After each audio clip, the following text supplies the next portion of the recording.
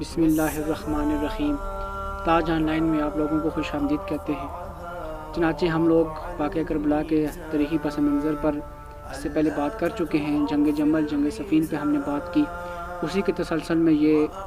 ایک اور ویڈیو ہم نے بنائی ہے۔ یہ واقعہ کربلا کے تاریخی پس منظر کا پارٹ 3 ہے۔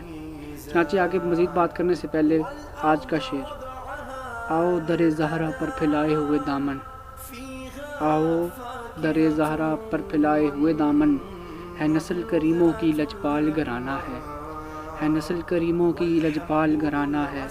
ہوں شائع مدینہ کی میں پشت پناہی میں، ہوں شائع مدینہ کی میں پشت پناہی میں، کیا اس کی مجھے پرواہ دشمن جو زمانہ ہے، کیا اس کی مجھے پرواہ دشمن جو زمانہ ہے۔ چنانچہ باقاعدہ ہم اپنے اس ویڈیو کا آغاز کرتے ہیں صحیح بخاری کی حدیث سے، جس میں سیدنا انس بن مالک بیان فرماتے ہیں کہ سیدنا حسین بن علی علیہ السلام، سیدنا حسین رضی اللہ تعالی عنہ کے نام کے ساتھ علیہ السلام خود امام بخاری نے لکھا، اسی طرح حضرت علی کے نام کے ساتھ علیہ السلام امام داؤد نے لکھا۔ کل اس کے بارے میں ہم نے بات کی تھی۔ چنانچہ سیدنا حسین بن علی علیہ السلام کا سر مبارک ایک تھال میں رکھ کر کوفہ میں یزید بن معاویہ کے عراقی گورنر عبید اللہ بن زیاد کے پاس لایا گیا تو وہ اسے چھڑی سے ہلکی ضرب لگانے لگا اور ان کی حسن کے متعلق گستاخانہ انداز میں کچھ کہا، نعوذ باللہ من ذالک۔ یہ اس بات کی دلیل ہے کہ جو لوگ کہتے ہیں کہ یہ دو شہزادوں کے درمیان جنگ تھی، حکومت کی، یہ حکومت کی جنگ نہیں تھی، یہ حق اور باطل کی جنگ تھی۔ سیدنا امام حسین کا مقام کہاں پر اور یزید جیسے حکومت کے پجاریوں کا مقام کہاں پر؟ اس موقع پر سیدنا انس بن مالک نے فرمایا، یہ سیدنا حسین رسول اللہ صلی اللہ علیہ وسلم سے شکل و صورت میں بہت مشابہت رکھتے تھے، اور اس وقت ان کے بوٹی کے کالے رنگ سے رنگے ہوئے تھے، ان کے بال جو تھے وہ رنگے ہوئے تھے۔ اسی طرح جامع ترمذی کی حدیث میں ہے، سیدنا انس بیان فرماتے ہیں کہ میں عبید اللہ بن زیاد کے پاس بیٹھا ہوا تھا کہ سیدنا حسین بن علی کا سر مبارک لایا گیا، تو اس نے چھڑی ان کی ناک پر ماری اور کہا کہ میں ان جیسا حسن رکھنے والا کبھی نہیں دیکھا۔ میں سیدنا انس بن مالک نے کہا کہ سیدنا حسین بن علی تو رسول اللہ صلی اللہ علیہ وسلم سے شکل و صورت میں بہت مشابہت رکھتے تھے، مطلب وہ کہہ رہا تھا کہ میں نے ان جیسا حسین نوجوان نہیں دیکھا۔ تو سیدنا انس نے کہا کہ حضور صلی اللہ علیہ وسلم کے ساتھ شکل و صورت میں بہت زیادہ مشابہت رکھنے والے سیدنا حسین علیہ السلام تھے۔ قسطنطنیہ والی بشارت یزید بن معاویہ پر چسپا کرنا ہماری غلطی ہے کہ وہ جس میں حضور صلی اللہ علیہ وسلم نے بشارت دی تھی کہ قسطنطنیہ فتح ہوگا، تو یہ کچھ لوگ کہتے ہیں کہ وہ وہاں پر گئے تو کیا یہ ایک خلیفہ تھا جس نے فتح کیا؟ تو اس موضوع پر کافی لوگوں میں اندر غلط فہمیاں ہیں۔ چنانچہ صحیح حدیث کا ترجمہ دیکھیے، میری امت کا پہلا لشکر جو کیسر کے شہر قسطنطنیہ کی فتح کے لیے جنگ کرے گا، ان کی مغفرت کر دی گئی ہے، مطلب وہ بخشے ہوئے ہیں۔ دوسرا حدیث کا ترجمہ دیکھیے، ابو عمران تابعی کا بیان ہے، ہم قسطنطنیہ پر حملے کے لیے روم پہنچے اور ہمارے امیر لشکر عبد الرحمن بن خالد بن ولید تھے۔ وہاں سیدنا ابو ایوب انصاری نے ہمیں ایک آیت کی تفسیر سمجھائی، پھر آپ رضی اللہ تعالیٰ عنہ اللہ کی راہ میں جہاد میں شریک ہوتے رہے اور بالآخر قسطنطنیہ میں دفن ہوئے۔ اس طرح صحیح حدیث کا ترجمہ دیکھیے، سیدنا ابو ایوب انصاری روم میں اس لشکر میں فوت ہوئے جس میں امیر لشکر یزید بن معاویہ تھا۔ یہاں پہ ایک بات غور طلب ہے کہ قسطنطنیہ پر ایک سے زیادہ حملے ہوئے تھے اور سیدنا ابو ایوب انصاری خود ان تمام لشکروں میں شریک رہے۔ اب آپ رضی اللہ تعالیٰ عنہ عبد الرحمن بن خالد بن ولید والے لشکر میں تو زندہ تھے، جبکہ یزید والے لشکر میں آپ 54 ہجری میں فوت ہوئے۔ اس تحقیق سے بالکل آسان نتیجہ نکلتا ہے، یزید والا لشکر کا دھن پہلا لشکر نہیں تھا بلکہ وہ تو آخری لشکر تھا، مطلب اس سے پہلے بھی لشکر گئے، کیونکہ جو اس سے پہلے لشکر گیا تھا اس میں وہ زندہ تھے، وہ شہید جب ہوئے فوت ہوئے تو وہ یزید والے لشکر میں تھے۔ اسی طرح ہم آج مزید بات کریں گے یزید کے سیاہ کارناموں پر۔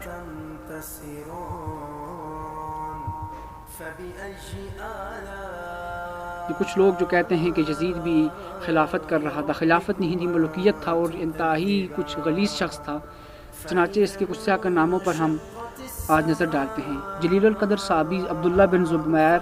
کے خلاف مکہ مکرمہ پر حملہ کر کے بیت اللہ کے غلاف کو آگ لگا کر شہید کیا گیا۔ صحیح مسلم کی حدیث ہے، انٹرنیشنل نمبر کے مطابق 3245۔ اسی طرح واقعہ حرہ میں یزیدی فوج نے قتل عام کر کے مدینہ منورہ کی حرمت کو پامال کیا، اور یوں صحیح مسلم کی حدیث کی روح سے اللہ اس کے فرشتوں اور تمام انسانوں کی لعنت کمائی۔ اس طرح امام اہل سنت سیدنا امام بن حنبل نے اپنے شاگرد محمد بن یحییٰ کو یزید بن معاویہ سے متعلق پوچھنے پہ فرمایا وہ یزید وہی ہے جس نے مدینے والوں کے ساتھ وہ کرتوت کیے جو اس نے کیے۔ اس نے پوچھا یزید نے کیا کیا تھا؟ فرمایا اس نے مدینے کو لوٹا تھا۔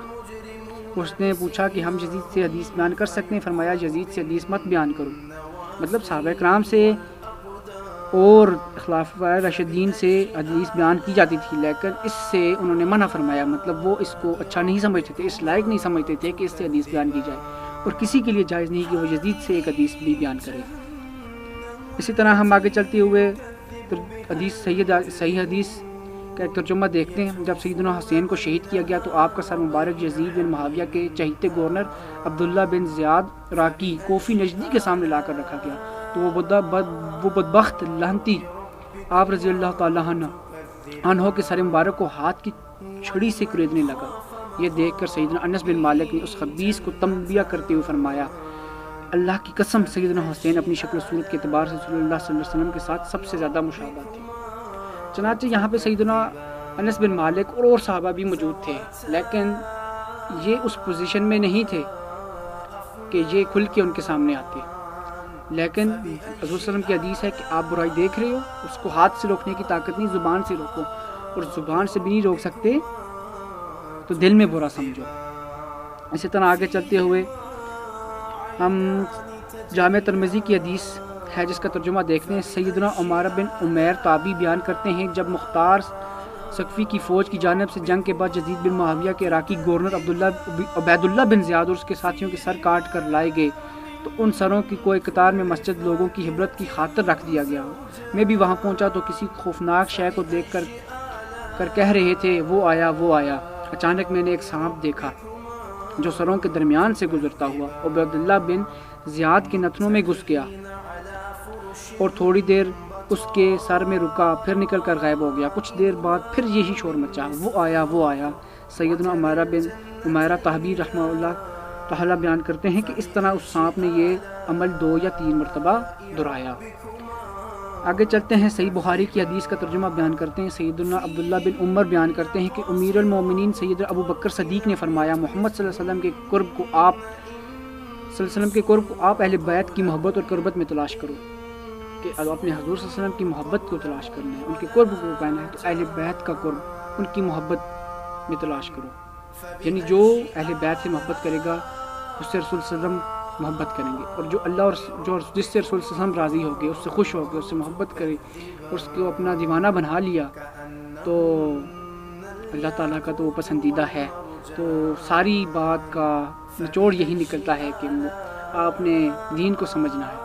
آپ نے اللہ اور اس کے رسول کے ساتھ لو لگانی ہے تو اہل بیت کے ساتھ لو لگانی پڑے گی۔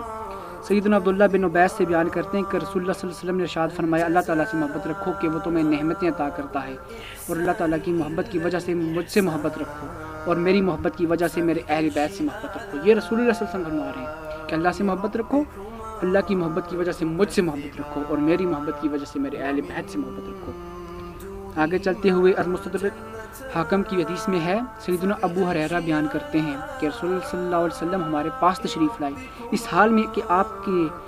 نے ایک کندھے پر سیدنا حسن اور دوسرے کندھے پر سیدنا حسین کو سوار کر رکھا تھا اور باری باری دونوں کو چوم رہے تھے۔ اسی حالت میں آپ صلی اللہ علیہ وسلم ہمارے پاس آ پہنچے تو ایک شخص نے عرض کیا اے اللہ کے تعالیٰ کے رسول کہ آپ ان دونوں سے محبت رکھتے ہیں؟ آپ نے ارشاد فرمایا ہاں، اور جو ان دونوں سے محبت رکھے گا تو گویا اس نے مجھ سے محبت رکھی، اور جس نے ان دونوں سیدنا حسن اور حسین سے بغض رکھا تو گویا اس نے مجھ رسول اللہ صلی اللہ علیہ وسلم سے بغض رکھا، اور جس نے رسول اللہ صلی اللہ علیہ وسلم سے بغض رکھا تو وہ پھر کہاں کا مسلمان، اور جس نے رسول اللہ علیہ وسلم کے لخت جگر کا سر کاٹا اور جس نے مدینے کی بے حرمتی کی ہو، تو کیا لگتا ہے آپ کو کہ اللہ تعالیٰ اس سے راضی ہوں گے؟ اللہ تعالیٰ اس کے ساتھ کیسا سلوک کریں گے، اس کو کیسا اس کا بدلہ دیں گے؟ اللہ تعالیٰ نے قرآن مجید میں بتا دیا پہلے سے کہ ہمارے اعمال ہمارے آخرت میں ہمیں واپس ملیں گے، کیونکہ دنیا ایک وقفہ ہے، ایک میر کا شعر بھی ہے کہ یہ دنیا جو ہے یہ ایک عارضی سی چیز ہے، یہاں پر آنے کا مقصد یہ ہے کہ تھوڑا سا دم بھریں گے، پھر دم بھرنے کے بعد پھر آگے چلیں گے، جو اصل سفر ہے وہ آخرت کا ہے، وہ قیامت کا ہے، تو اس دن پتہ چلے گا کون حق پر تھا۔ سیدنا امام حسین حق پر تھے، سچ پر تھے، اور یزید لعنتی تھا، لعنت کا مستحق ہے، اللہ تعالیٰ اس کے فرشتوں اور تمام لعنت کرنے والوں کی لعنت، اور اللہ تعالیٰ ہمارا خاتمہ بالخیر حضرت امام حسین اور ان کے باو اجداد کے ساتھ کرے، اور اللہ تعالیٰ ہمیں عشق رسول عطا کرے، اہل بیت کی محبت عطا کرے کہ جو حقیقتی ایمان کی جزو ہے۔